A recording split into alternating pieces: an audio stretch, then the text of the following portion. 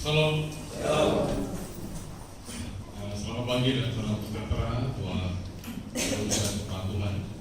Minggu pertama hari ini kita memasuki pada bulan Mei ini, dan saya percaya keberkatan Tuhan terus melimpah dalam kehidupan kita. Amin, Bapak Ibu ya. Hari ini kita akan belajar satu tema tentang menjadi bahagia. Ya, kita pasti kepingin menjadi bahagia. Betul Bapak Ibu ya. Gak ada di antara kita yang berdoa supaya penderitaan, pergumulan itu terjadi terus menerus dalam kehidupan kita, pasti enggak. Semua orang pengen menjadi bahagia. Tetapi kadang-kala ada banyak orang yang mencari kebahagiaan itu dengan cara-cara yang kurang tepat, sehingga semakin dicari, semakin gak dapat, semakin dirindukan, semakin gak datang, karena cara mencari untuk menjadi bahagia itu tidak tepat. Ada banyak orang mungkin ingin menjadi bahagia dengan cara menumpuk kekayaan, ya, dengan bekerja keras, banting tulang, pagi sampai malam terus-menerus bekerja supaya mendapatkan banyak duit, tetapi ternyata dengan banyak uang kebahagiaan itu belum tentu ada dalam kehidupan dia. Atau mungkin ada yang berpikir bahwa menjadi bahagia itu kalau menjadi terkenal, punya pendapatan, posisi dan sebagainya. Ternyata nggak juga gitu loh. Apalagi kalau misalkan ingin mendapat posisi nggak dapat, seperti para calon kemarin yang tidak terpilih, banyak menjadi stres dan kemudian melakukan banyak hal yang merugikan. Ada sebuah ilustrasi cerita yang menarik Bapak Ibu tentang bagaimana cara mencari yang keliru.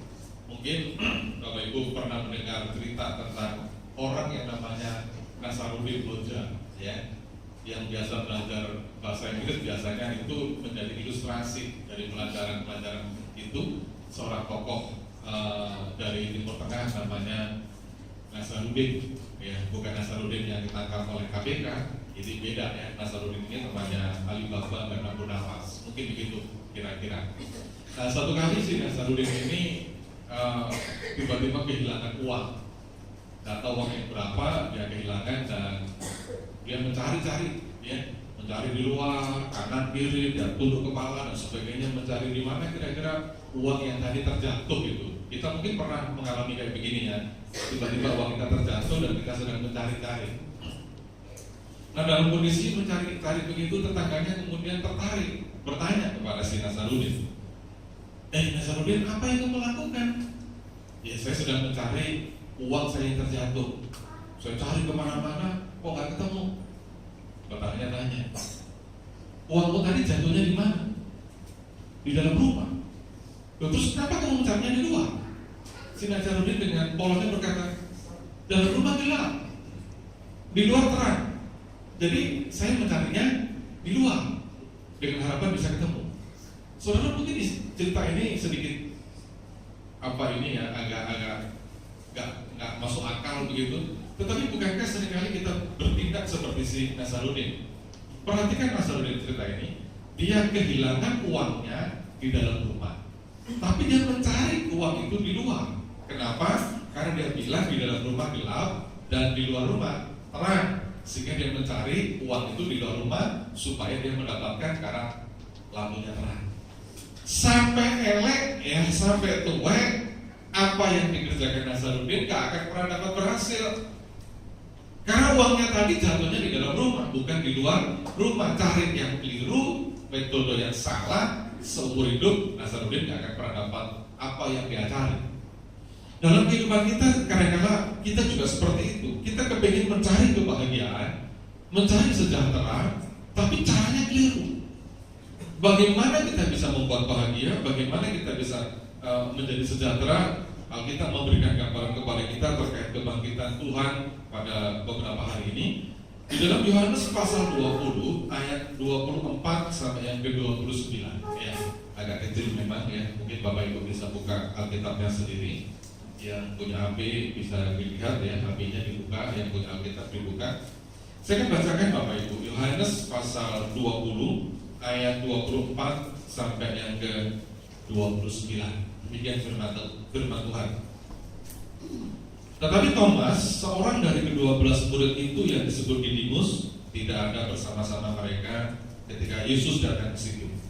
Maka kata murid-murid yang lain itu kepadanya, kami telah melihat Tuhan. Tetapi Thomas berkata kepada mereka, sebelum aku melihat bekas paku pada tangannya, dan sebelum aku mencucukkan jariku ke dalam bekas paku itu dan mencucukkan tanganku ke dalam lambungnya, aku sekali-kali tidak akan percaya. 8 hari kemudian, murid-murid Yesus berada kembali dalam rumah itu dan Thomas bersama-sama dengan mereka. Sementara pintu-pintu terkunci, Yesus datang dan ia berdiri di tengah-tengah mereka dan berkata, "Damai sejahtera bagi kamu." Kemudian ia berkata kepada Thomas, "Taruhlah jarimu di sini dan lihatlah tanganku. Ulurkanlah tanganmu dan cucukkan ke dalam lambungmu, dan jangan engkau tidak percaya lagi, melainkan percayalah." Thomas menjawab dia, "Ya Tuhanku dan Allahku." Kata Yesus kepadanya, "Karena engkau melihat aku, maka engkau percaya. Berbahagialah mereka yang tidak melihat namun percaya." Kalimat terakhir ini akan menjadi bagian pembahasan kita pada pagi hari ini. Berbahagialah mereka yang tidak melihat namun percaya. Saudara, karakter daripada Thomas sebetulnya adalah karakter dari kebanyakan manusia. Orang yang mengandalkan rasionya, orang yang mengandalkan logika, orang yang mengandalkan pengetahuan, pola pikir, intelektual, dan sebagainya. Orang-orang ini selalu berargumentasi bahwa saya bisa percaya kalau akal saya bisa menerima itu. Saya bisa percaya kalau mata kepalaku melihat kejadian itu. Kalau aku nggak bisa melihat, kalau aku tidak bisa memahami, kalau otakku tidak bisa mencerna, aku nggak akan percaya. Bukankah Thomas ini mewakili kita semua? Bahwa kerap kali di dalam hidup ini kita selalu mengandalkan apa yang nampak, apa yang kelihatan. Kalau nggak kelihatan, kalau nggak nampak, susah kita akan percaya. Dan kemudian Tuhan memberikan teguran sangat keras kepada Thomas dan tentunya kepada kita semua. Dikatakan bahwa berbahagialah mereka yang tidak melihat namun percaya. Bapak Ibu Saudara terkasih, saya khawatir mentalitas daripada Thomas itu tiba-tiba menular dalam kehidupan kita. Kita bisa menjadi orang Kristen. Saya katakan kita bisa menjadi orang Kristen yang baik, orang Kristen yang punya pengetahuan teologi yang bagus, orang Kristen yang intelektualnya tinggi, orang Kristen yang pengetahuannya luar biasa, tapi kita nggak bahagia. Karena kehidupan kita dibatasi oleh cara berpikir kita, dibatasi oleh logika kita. Kalau nggak masuk akal, kalau nggak masuk pemikiran kita, kalau nggak masuk di dalam nalar kita nggak mau percaya. Sudah sama kata, tidak ada agama yang semuanya bisa dipahami dengan akal pikiran. Semua agama bicara tentang hal-hal yang bersifat supranatural. Tetapi seringkali karena kita terpengaruh oleh filsafat, terpengaruh oleh para filsuf, terpengaruh oleh intelektual, terpengaruh oleh modernitas, seringkali agama menjadi dibatasi oleh hal-hal yang masuk akal. Kalau misalkan kita hanya memahami agama dalam konteks sekedar hal-hal yang masuk akal, apa bedanya iman kita dengan kepercayaan yang lain? Apa bedanya iman kita dengan pengajaran-pengajaran yang lain? Nah, ini yang pagi hari ini Tuhan katakan kepada kita. Orang-orang yang berbahagia adalah orang yang percaya, walaupun mungkin gak masuk akal, walaupun mungkin gak bisa dilihat, tapi bisa merasakan. Nah, saya ingin memperlihatkan kepada kita semua bahwa esensi daripada orang beriman, dasar daripada orang beriman, supaya orang beriman itu terus-menerus dalam kasih setia Tuhan merasa berbahagia, itu oleh karena dua perkara ini. Yang pertama, coba klik. Ya. Coba pertama kita lihat. Sebelumnya. Ya. Yang pertama kita akan melihat dalam 2 Korintus 5 ayat 6 sampai yang ke-7 ya. Mungkin Bapak Ibu bisa membaca dalam Alkitab yang di bawah. 2 Korintus 5 ayat yang 6 sampai yang ke-7 berkata begini. Maka oleh karena itu hati kami senantiasa tabah, meskipun kami sadar bahwa selama kami mendiami tubuh ini kami masih jauh dari Tuhan. Sebab hidup kami ini adalah hidup karena percaya, bukan karena melihat. tetapi hati kami tambah, dan terlebih suka kami beralih dari tubuh ini untuk menetap pada Tuhan. Perhatikan baik-baik. Ayat yang ketujuh dikatakan, hidup kami ini adalah hidup karena percaya, bukan karena melihat. Saudara, kebahagiaan sebuah kehidupan dalam konteks ini dengan sudah dikatakan bahwa orang akan bahagia, orang akan sejahtera kalau hidupnya itu didasarkan kepada percaya kepada Tuhan, bukan karena melihat situasi. Kalau saudara melihat teks ini ya secara lengkap, kita akan tahu bahwa sebetulnya Paulus mengalami banyak pergumulan. Kondisi kesehatan fisiknya semakin menurun, dia mengalami aniaya dari berbagai macam orang-orang yang tidak suka dengan dia, melakukan pelayanan yang melelahkan dan sebagainya.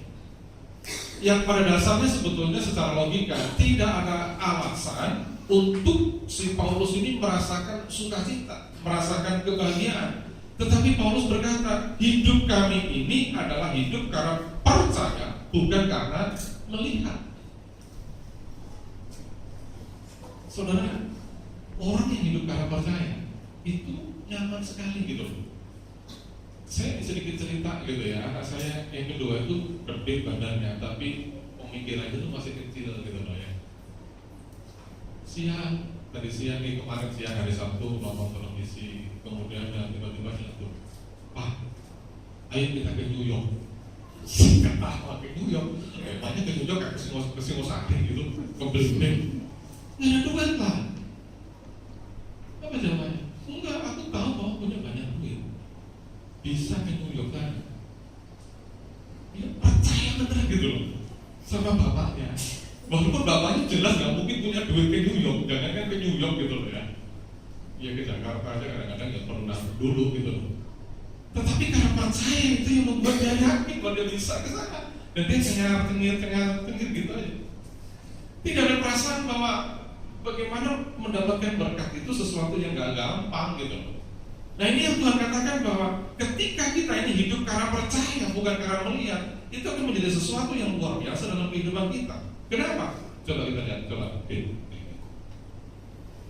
Karena orang yang percaya bukan karena melihat, orang itu bisa menguasai keadaan, bukan dikuasai keadaan. Coba saudara lihat dalam Yakobus pasal 1 ayat kedua, di situ saya tuliskan. Kita berkata begini, saudara-saudaraku, anggaplah sebagai suatu kebahagiaan apabila kamu jatuh ke dalam berbagai-bagai pencobaan. Sudah tahu kan? Ayat yang berkata anggaplah sebagai suatu kebahagiaan. Itu kan bicara mengenai bagaimana kita berpikir. Itu sebabnya saya katakan di dalam bagian ini ya, bahwa yang namanya bahagia itu pilihan. Sejahtera itu pilihan, bukan keadaan. Ada banyak orang salah konsep bahwa saya akan bahagia kalau saya punya duit, saya akan bahagia kalau saya punya istri, saya akan bahagia kalau saya punya suami. Nah kalau nggak punya semua, apa kita nggak bisa bahagia? Ketika kebahagiaan kita ditentukan oleh situasi, kebahagiaan kita ditentukan oleh keadaan, semua katakan kebahagiaan kita itu menjadi sesuatu yang nggak jelas. Karena nggak sering kita punya duit gitu loh.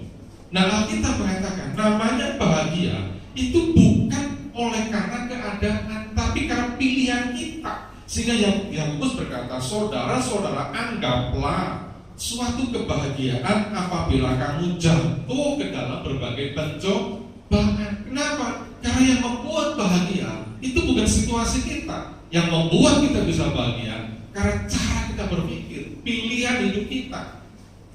Ada orang nggak punya duit tapi bahagia, betul Bapak Ibu?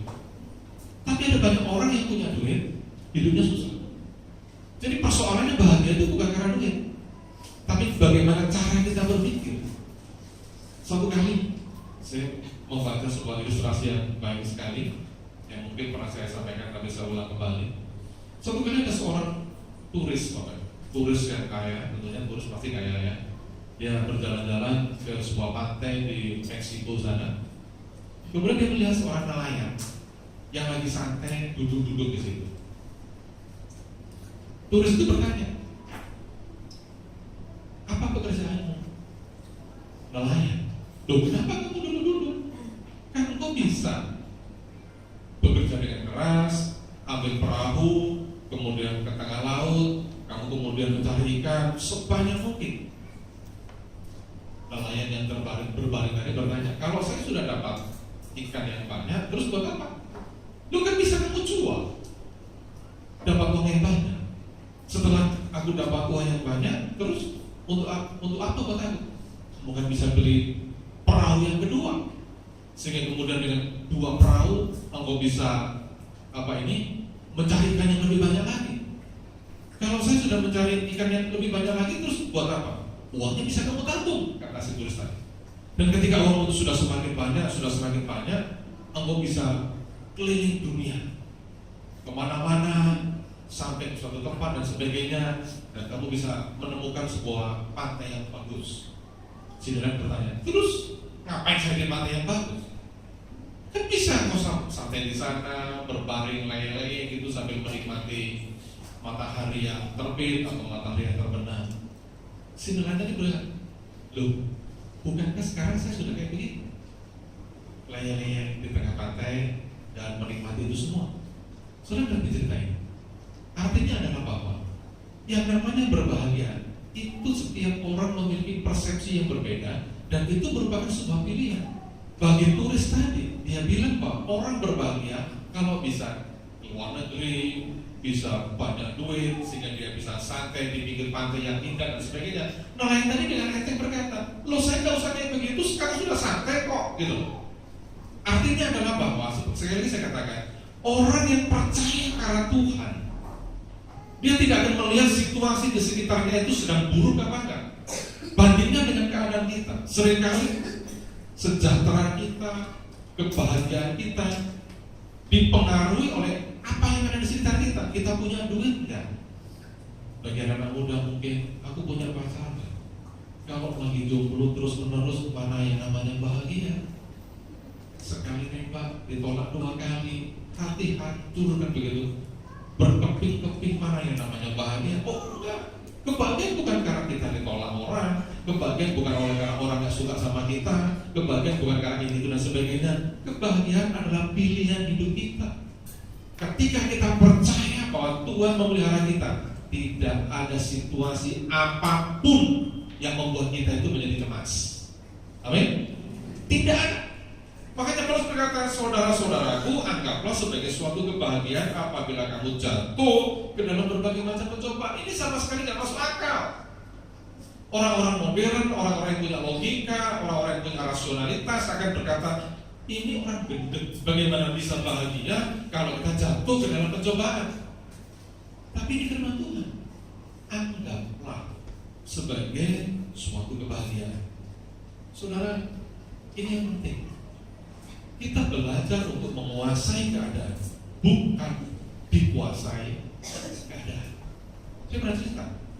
Coba misalkan suatu kali pagi-pagi Bapak Ibu bangun tidur dengan perasaannya nyaman, senang, bahagia, habis saat teduh, habis berdoa, minum teh hangat gitu ya, sarapan, hati berbunga-bunga, senang sekali gitu. Ceria semua, daun indah, langit indah, semua cerah dan sebagainya. Pokoknya excited sekali. Terus Bapak jalan keluar, di luar tiba-tiba kita ketemu tetangga kita yang gak menyenangkan hati kita gitu loh. Kita sapa selamat pagi Bu, dia malah marah-marah gitu kan. Dia malah ngomong yang gak enak, yang nyakitin hati kita. Apa yang terjadi? Tiba-tiba kita juga jadi ikutan cengkel, ya kan? Kurang ajar. Pagi-pagi disapa dengan baik-baik, jawabannya malah gak bagus, mengumpahkan sebagainya. Tiba-tiba kebahagiaan ditanya. Ketika kebahagiaan ditanya, sebetulnya apa yang terjadi? Sebetulnya adalah kita menyerahkan kebahagiaan kepada orang tersebut.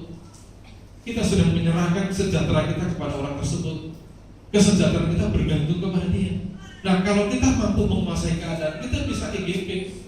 Emangnya gua pikirin gitu loh, aku mau ngomong kayak begini, mulutmu monyong kayak apa, kalau aku bahagia ya bahagia, titik. Nah ini yang Tuhan ajarkan kepada kita, bahwa kita hidup karena percaya, bukan karena melihat. Kalau melihat susah loh. Keadaan dunia kita semakin gak karuan, ekonomi semakin memburuk dan sebagainya. Tapi hari ini saya mau katakan, hidup itu bukan karena melihat, Mungkin satu kali Bapak Ibu melihat ya, ada sebuah ilustrasi yang saya baca di internet gitu ya.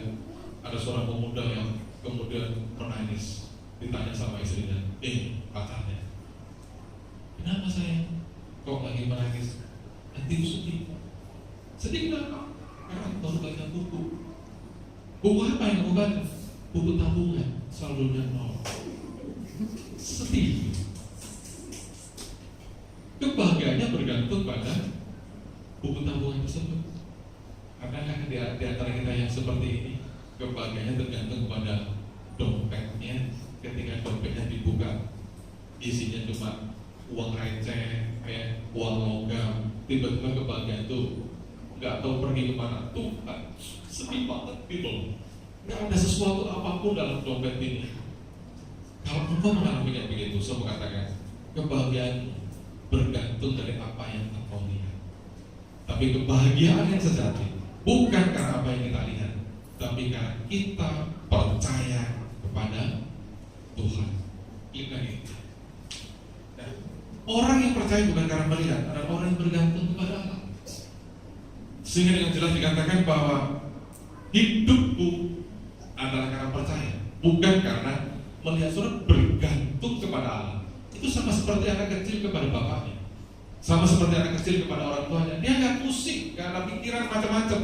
Pernah nggak ya Bapak Ibu yang punya anak umur 5 tahun, ya, yang umur 2 tahun gitu, atau ya yang paling masuk akal misalnya yang 5 tahun bangun pagi, terus begitu bangun dia menangis terseduh-seduh, ditanya, kenapa kamu menangis? Saya sedih. Kenapa kau sedih? Saya khawatir. Hari ini saya bisa makan nggak? Uang SPP saya bisa dibayar nggak? Apa ada anak kecil kayak begini? Nggak ada. Kenapa anak kecil itu begitu nyaman hidupnya? Dunia anak kecil adalah dunia mainan. Sebetulnya begitu. Dunia anak kecil adalah dunia main. Nggak perlu diberikan beban yang berat-berat karena mereka dunianya main. Kenapa mereka begitu nyaman main tendang bola lah, main ini itu dan sebagainya? Karena dia nggak pernah memikirkan tentang bagaimana hidup besok. Gak ada kekhawatiran sedikit pun, karena hidup mereka sepenuhnya bergantung kepada orang tua mereka. Kalau lapar tinggal teriak, Bu makan, ya kan? Kalau mau sekolah tinggal teriak, Pak uang saku, ya kan? Nggak ada kekhawatiran sedikit pun dalam kehidupan mereka. Jangankan yang ber 5 tahun, ya, yang kuliah aja kayak begitu kan ya, itu kayak berangkat sekolah, ya SMA juga begitu kan, berangkat sekolah nggak punya duit gampang, Pak samu nih gitu kan, nggak pernah mikir gitu. Cari uang itu susahnya luar biasa. Kenapa? Karena mereka bergantung betul sama orang tuanya. Ya saya berharap di sini yang remaja-remaja ngerti gitu ya, bahwa uang itu nggak sekedar gunting orang di rumah gitu loh. Tapi kan seringkali anak-anak kan begitu. Sepatunya jelek, langsung sama bapaknya sama ibunya, belikan sepatu dong. Tidak ada pemikiran bahwa besok kayak apa dan sebagainya. Nah, bergantung kepada Allah sebetulnya sama kayak begitu. Ini yang Tuhan inginkan dalam kehidupan kita. Makanya Tuhan pernah berkata bahwa yang mempunyai kerajaan surga itu adalah seperti anak-anak kecil ini, yang bergantung, yang gandol sepenuhnya kepada Tuhan. Ini yang Tuhan harapkan. Tapi banyak di antara kita sebagai orang Kristen lebih dikuasai oleh kekhawatiran. Khawatir besok kayak apa kehidupan kita, khawatir pekerjaan kita kayak apa, khawatir pensiun kita kayak apa. Dan itu seringkali yang membuat Tuhan menjadi tidak suka dengan kehidupan kita. Saya percaya Bapak Ibu, kalau kita sebagai orang tua, ya, sebagai bapak, sebagai ibu, terus anak kita stres, mukanya muram, mulutnya monyong, sedih terus, kita tanya kenapa? Terus dia menjawab, saya khawatir Pak, nanti malam saya makan apa? Saya khawatir Pak, nanti malam saya bisa ganti baju kan? Itu pasti menyinggung perasaan orang tua. Kurang ajar. Apa dipikir aku gak bisa memelihara kamu? Tetapi seringkali kita yang punya keadaan kayak begini gak bergantung sepenuh kepada Tuhan gitu. Seringkali yang muncul adalah kekhawatiran, kecemasan, bagaimana ini, itu dan sebagainya. Hari ini saya mau katakan, Yesus menegur kepada Thomas, berbahagialah orang yang tidak melihat tapi percaya. Siapa yang bisa melihat dari esok? Gak ada kan? Tapi ketika kita percaya bahwa hari esok ada di dalam tangan Tuhan, itu menjadi sesuatu yang luar biasa. Yang kedua, hidup berbahagia yang kedua adalah karena fokus pada Allah, bukan pada situasi. Saya akan bacakan dalam Matius 14 ayat 28 sampai yang ke-30. Kemudian kita akan melihat terjemahan dalam bahasa Indonesia sehari-hari. Matius 14 ayat ke-28 berkata begini. Lalu Petrus berseru dan menjawab dia, Tuhan, apabila engkau itu, suruhlah aku datang kepadamu berjalan di atas air. Kata Yesus, datanglah. Maka Petrus turun dari perahu dan berjalan di atas air mendapatkan Yesus. Tetapi ketika dirasanya tiupan angin, takutlah ia dan mulai tenggelam lalu berteriak, Tuhan, tolonglah aku. Saudara, saya ingin memberikan perbandingan ayat 30 ya, dari terjemahan sehari-hari, terjemahan biasa dengan terjemahan yang sehari-hari. Terjemahan sehari-hari berkata begini. Tetapi waktu Petrus melihat betapa besarnya angin di danau itu, ia takut dan mulai tenggelam. Tuhan tolong, teriaknya. Saudara, kata melihat ini saya garis bawahi kenapa? Oleh karena seringkali apa yang kita lihat itu mempengaruhi kualitas iman kita. Teks ini mengajarkan kepada kita suatu kali murid-murid sedang berlayar di Danau Genesaret, ya kan? Ketika di tengah tiba-tiba ada angin ombak yang luar biasa. Mereka semua ketakutan. Dari jauh ada sesosok putih-putih yang berjalan mereka. Di tengah suasana yang menakutkan, menyeramkan, dia melihat ada sesuatu yang juga menyeramkan, putih-putih datang.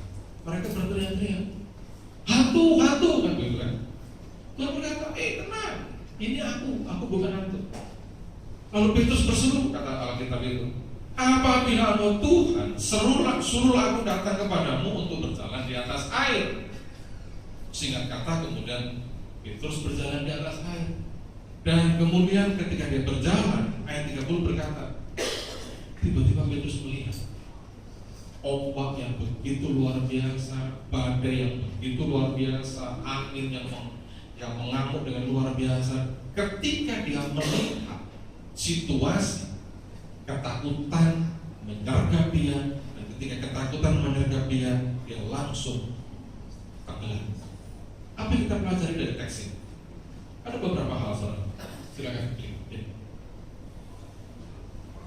Yang pertama, Bapak Ibu, ketika kita fokus kepada Tuhan, kita berani beriman. Perhatikan ayat 28. Lalu Petrus berseru dan menjawab dia, Tuhan, apabila engkau itu, suruhlah aku datang kepadamu berjalan di atas air. Apakah Petrus tidak melihat angin yang bergemuruh? Tahu dia tahu persoalan, dia tahu pergumulan, dia tahu badai yang besar. Tetapi melihat, ketika Petrus melihat Yesus, ketika dia fokus pada Yesus, ketika matanya tertuju kepada Yesus, Petrus dengan jelas berkata, suruh aku berjalan di atas air.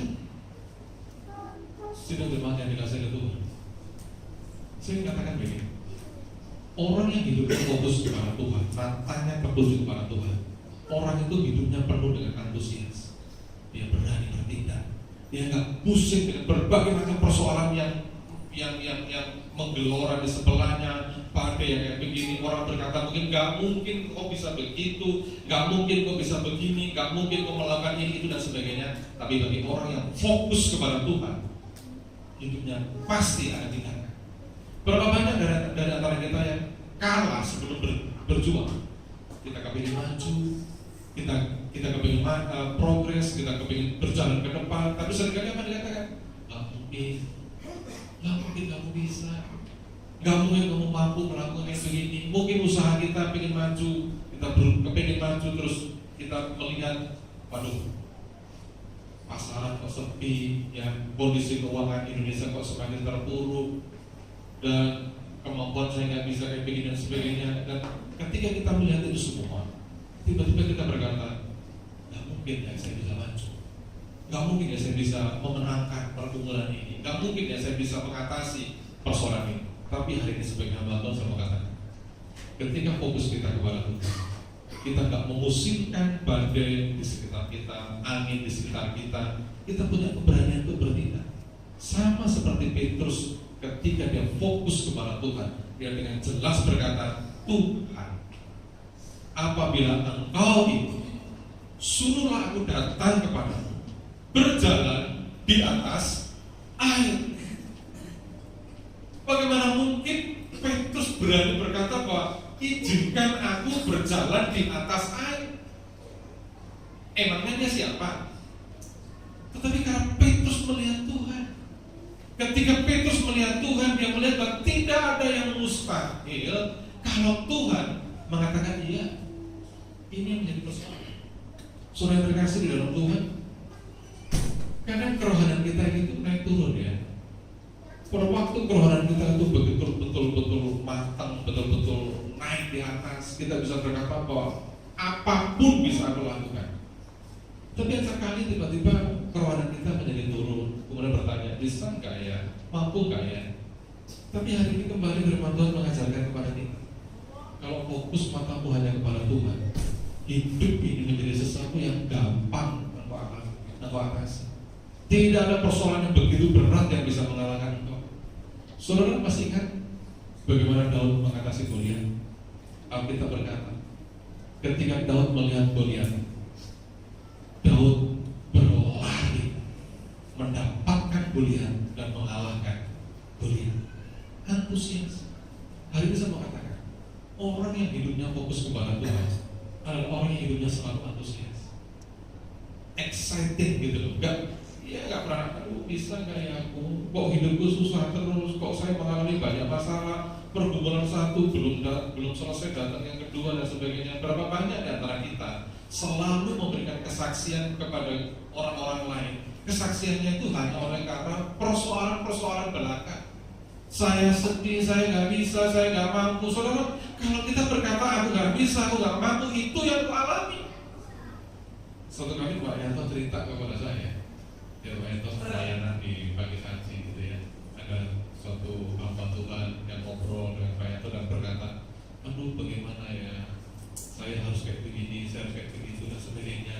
Tidak ada sesuatu yang exciting. Saya terus ngetuk dengan Pak Yanto, dan kalau ada hamba Tuhan yang selalu menceritakan kekalahannya, bagaimana bisa dia bisa memberkati orang lain dengan iman yang menyala dalam hidupnya. Saya mengatakan, kalau hidup fokus kepada Tuhan, engkau akan menjalani hidup ini dengan penuh sukacita. Enggak pernah merasa takut apapun. Enggak akan takut. Enggak punya duit, bukan masalah. Tuhan kok yang pelihara kita. Tapi yang sering kali terjadi apa? Kita takut.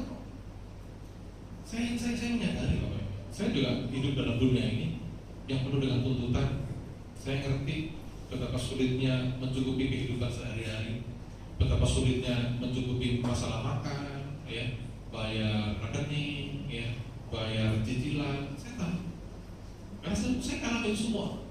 Izin ini, izin itu dan sebagainya, saya juga tahu. Dan seringkali pergumulan-pergumulan itu yang membuat hidup kita itu menjadi sesuatu yang hidup ini menjadi tidak menyenangkan gitu loh. Stres. Deadline satu belum selesai, deadline yang kedua, ya. Arisan belum bayar, bensin habis, ya. Belum beli bensin, ya. Kemudian cicilan motor sudah nunggu, ya. Cicilan motor belum selesai, cicilannya dan sebagainya, sehingga kita merasa berat sekali hidup ini gitu loh. Tapi saya katakan, kalau punya Tuhan, kalau punya Yesus, kalau dia yang pernah berfirman bahwa burung di udara Tuhan pelihara, ya kan? Rumput di ladang Tuhan hiasi, terlebih orang percaya. Kenapa kita nggak pegang itu? Bahwa kalau kita fokus kepada Tuhan, mengarahkan hidup kita kepada Tuhan, hidup akan antusias. Engkau akan menjalani hidup ini dengan penuh sukacita. Nggak perlu merasakan bahwa, aduh bagaimana ya. Keberanian bertindak hanya apabila kita fokus kepada Tuhan. Yang kedua, ketika kita fokus kepada Tuhan, kita tidak hanya berani bertindak, tapi kita bisa mengatasi persoalan. Coba ayat ke-29, kata Yesus, datanglah. Maka Petrus turun dari perahu dan berjalan di atas air mendapatkan Yesus. Berjalan di atas air. Ini kan bicara tentang sesuatu yang nggak mungkin gitu, sesuatu yang mustahil, sesuatu yang nggak mungkin bisa dilakukan oleh manusia biasa. Tetapi ketika Petrus fokus kepada Tuhan dan tidak memperhatikan situasi, dia nggak memperhatikan, nggak melihat situasi angin yang menderu-deru, badai yang luar biasa, dia nggak melihat itu semua. Apa yang terjadi? Petrus berani turun dari perahu dan tidak segera turun. Dia berjalan di atas air dan mendapatkan Yesus. Aplikasinya bagi kita sederhana, Bapak. Hidup tidak selalu gampang, benar. Hidup selalu penuh dengan pergumulan, itu betul. Tetapi ketika kita berjalan bersama dengan Yesus, Engkau mampu mengatasi setiap persoalan. Petrus bisa berjalan di atas air. Kapan dia bisa berjalan di atas air? Ketika dia mengabaikan situasi di sekitarnya dan hanya fokus kepada Tuhan. Itu sebabnya dengan jelas ketika Thomas berkata kepada Tuhan Yesus, saya tidak akan percaya sebelum mencucukkan tanganku ke tangannya, sebelum tanganku masuk ke dalam lambungnya, aku tidak percaya. Yesus datang kepada Thomas dan berkata, ulurkan tanganmu, cucuklah tanganku yang lemah, rabalah lambungku. Setelah Thomas melakukan itu, Thomas langsung berkata, Engkau Tuhan dan Allahku. Kemudian Tuhan berkata, berbahagia orang yang percaya walaupun tidak melihat. Orang percaya bisa bahagia, bisa enggak. Tapi firman Tuhan berkata, kalau percaya kita itu tidak didasarkan pada apa yang kita lihat, itulah yang membuat kita berbahagia. Hari ini Bapak Ibu Saudara, bagaimana cara kita bisa menjadi bahagia? Bagaimana cara kita bisa menjadi sejahtera dalam hidup ini? Tidak tertekan, tidak tertindis, tidak khawatir, tidak galau dan sebagainya. Sederhana. Percayalah kepada semua janji Tuhan, walaupun kita melihat situasi di sekitar kita tidak memungkinkan. Jangan melihat situasi, jangan melihat kondisi kita yang susah dan sebagainya. Fokus kepada Tuhan. Ketika kita fokus kepada Tuhan, Tuhan akan berkata kepada kita semua, berbahagialah engkau, karena engkau bisa percaya walau tidak melihat. Tuhan berkata.